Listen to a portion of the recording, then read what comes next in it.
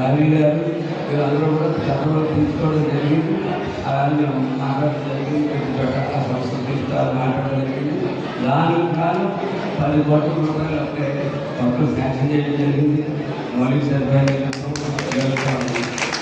అలాగే 37 కోట్ల రూపాయలు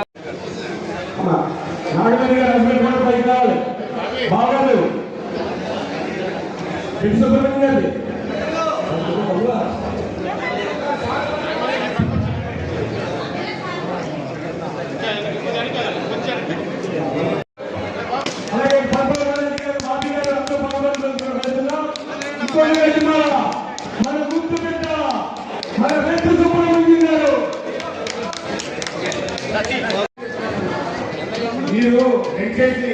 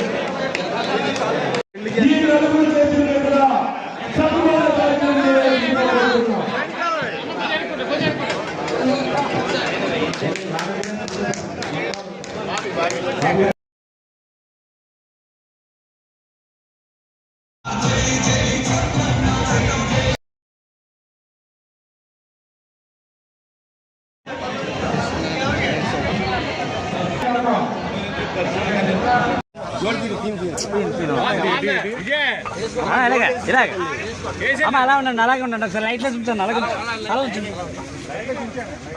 అమ్మ కొంచెం అలా వైడ్ ఇలా చూడండి, ఒకసారి ఇలా చూడండి అన్న, ఇలా జరగండి, ఇలా చూడండి. లైట్లో ఎంచుకున్నా, లైట్లో ఏమన్నా అది సర్వీస్ మోటివేట్ చేయాలని పదవులు ఎవరికి శాశ్వతం కాదు. ఈరోజు ఉంటాయి, రేపు ఉండవు. కానీ ఎప్పుడు నిరంతరం సోషల్ యాక్టివిటీస్ ప్రజలకు అందుబాటులో ఉండాలని చెప్పి మా నాన్నగారి కోరిక. మా నాన్నగారి కోరికని మరి ఈరోజు పేదవాళ్ళకి 24 గంటలు కాకినాడ రూరల్ నియోజకవర్గంలో అంబులెన్స్ సర్వీస్ని పూర్తిగా ఉచితంగా నేను ఈరోజు అందిస్తున్నాను.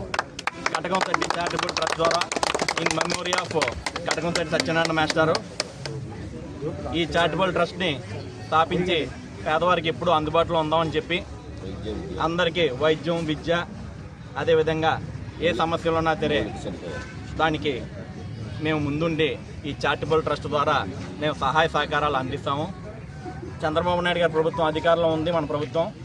దీంతో పాటు మా చారిటబుల్ ట్రస్ట్ కూడా మరి ఆ సహాయాలు, ఈ సహకారాలు కూడా కలుపుకుని చేసి అందరికీ, పేదవారందరికీ కూడా మరి మా చారిటబుల్ ట్రస్ట్ ద్వారా ఎప్పుడూ సౌకర్యాలు కల్పిస్తామని చెప్పి మీడియా ద్వారా ఈరోజు కోరుకుంటున్నాను. ఈరోజు నా పుట్టినరోజు సందర్భంగా మా నాన్నగారిని తలుచుకుని జ్ఞాపకార్థం మరి ఈరోజు అంబులెన్స్ని రిలీజ్ చేస్తున్నాం.